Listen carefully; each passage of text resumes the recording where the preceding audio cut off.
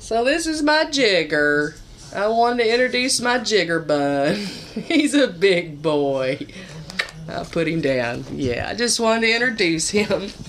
He's my baby. Gonna make a little video tonight on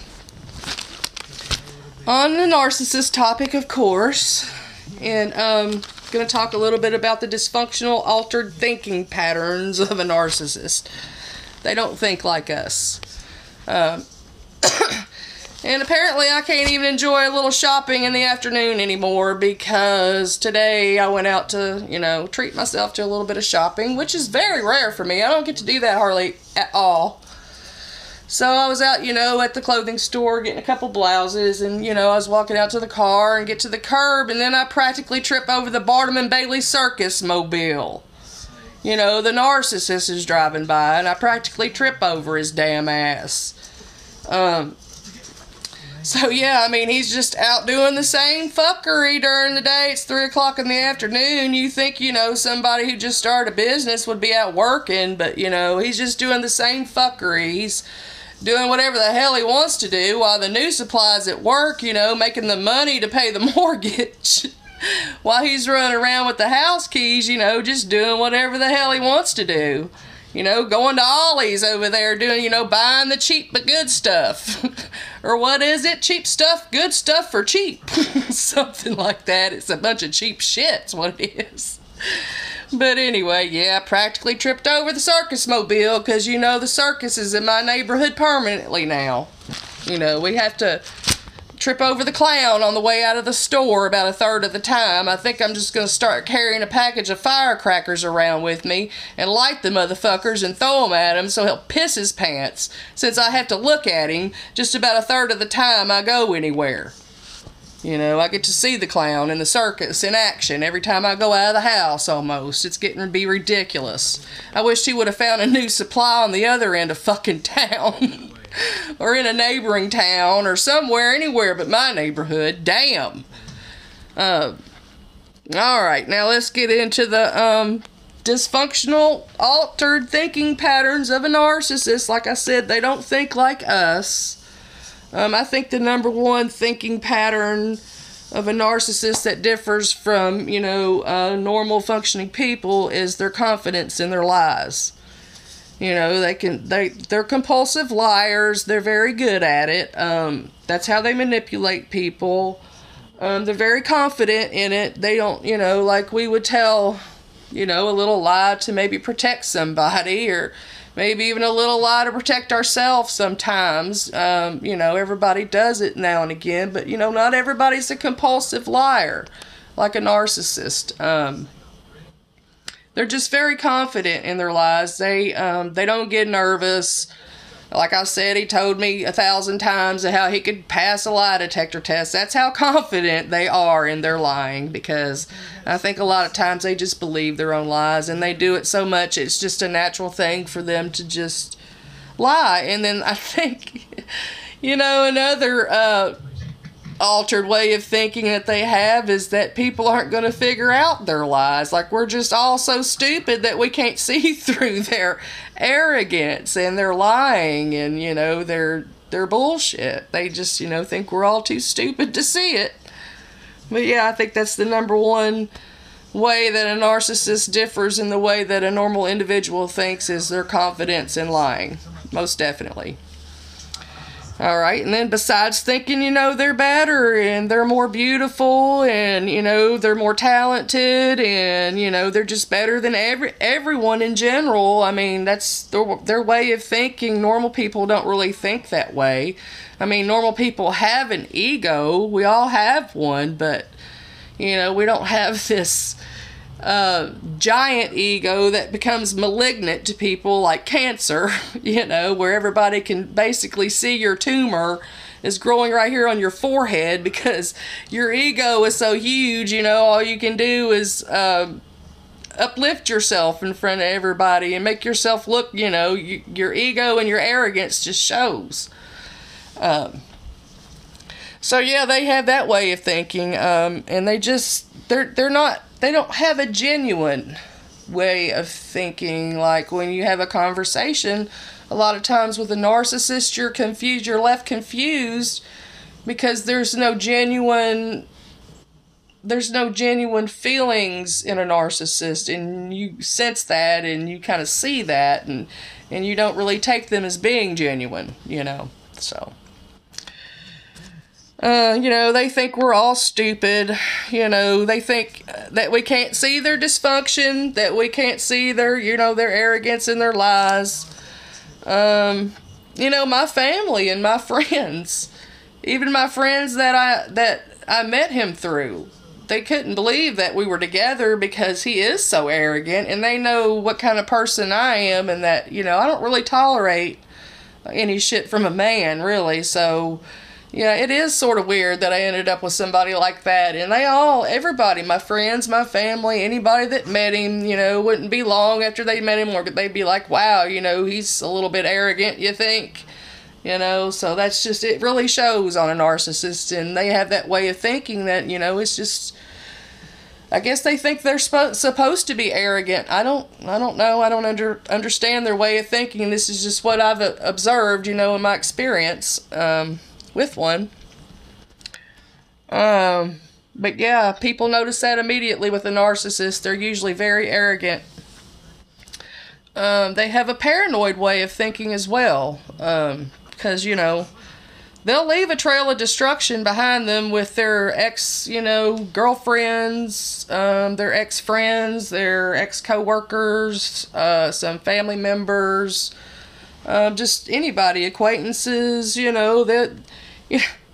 they lie, steal, and cheat their way through life. So, there's going to be some people that they've lied, stole, and cheated on that, aren't going to be very happy with the narcissist, And the narcissist, they're aware of it. They know that they know the difference between right from wrong. They're very aware of it. And they think, too, in their paranoia, they know that there are people out there who know things about them. There are people out there who are out to get them. They know that as well. So they always have that in the back of their mind. And, occasionally if they run into one of those people or they see them out, they'll get extremely paranoid. I've seen that too. Because, they know who they've done wrong. They know. And, they think it's okay to devalue people who don't praise them. Or don't have maybe the same capabilities that they do. They might not think that, they're as smart as they are, so they'll be devalued, and, you're sort of considered a low-grade person, if you don't praise them, especially, if you don't, think highly of the narcissist, they're not going to think highly of you at all. As a matter of fact, they're going to, think of you as sort of a low-grade person, So... they have a lot of dysfunctional, delusional thinking. They really do. And they like to use people for their credibilities. That's another delusional way that they like to think. Say, like I said before, they'll make their money in shady ways. They'll have lawsuits going and things like that. And, narcissists aren't very credible people. Especially, when they have a long list of felonies and they've done some prison time, they've done some bad things they have some things on their records. And so if they get close to a person who's credible and, doesn't have all these bad things on their record, well, sure, they're going to want to make up stories, and they're going to want you to back them up, and they're going to lie, and they're going to want you to back them up because you're a credible person. And they know this, and this is how they think. Their mind is always turning in this, abnormal way of thinking. He even told me during his lawsuit that, wouldn't you testify for me? We could make up all these stories about how I wanted to be pregnant because, his injury was in his balls. Sort of ironic, I think. I think the whole accident was karma myself. I really do. He got the shit racked out of his balls. Yeah, and he had a little bit of injury there, and he probably did have a little bit of a lawsuit. But, he had to take it to the extreme you know, and play like he couldn't have sex for the rest of his life, and that he wanted to get his girlfriend pregnant, you know, and just had to take it to the total extremes and expect somebody credible to back him up. And they look for people who are credible just for that reason. Their main supply has to be credible to make them look good.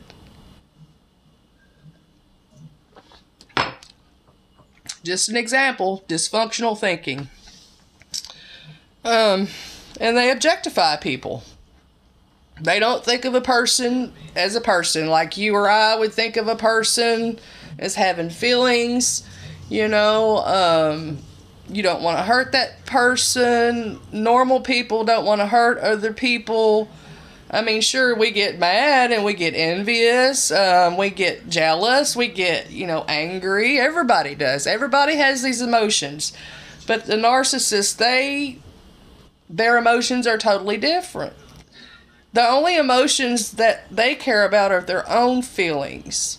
You know, they don't want to be hurt. But they objectify people to the point of where they see them as a rental car, you know, that takes them from point A to point B. You know, they're just trying to get from point A to point B. And they might need that rental car again when they have issues with their new car. Or, you know, they might love their new car. And the new car might just get a little bit old after, you know, a year or two, and it's just not the same. And so they have to go, you know, get a newer model, and it's just, that's the way they think of people. I mean, they are totally objectify people. They do not think of them as human or having feelings. I don't even think they realize when they hurt people a lot. But they ought to, because I'm sure they don't go through life without being told how many times they're fucking hurting people. They have to be aware of it. They just might not know they're doing it at the time, but I'm sure they're aware of it in hindsight. I'm sure there's people out there to remind them. Hell, they know who the hell they hurt and who to look out for and who they've done what to, and they can keep tabs on it, so... Yeah, they'll totally objectify people. That's just not a normal way of thinking. They have no empathy for others in the world like we would, you know.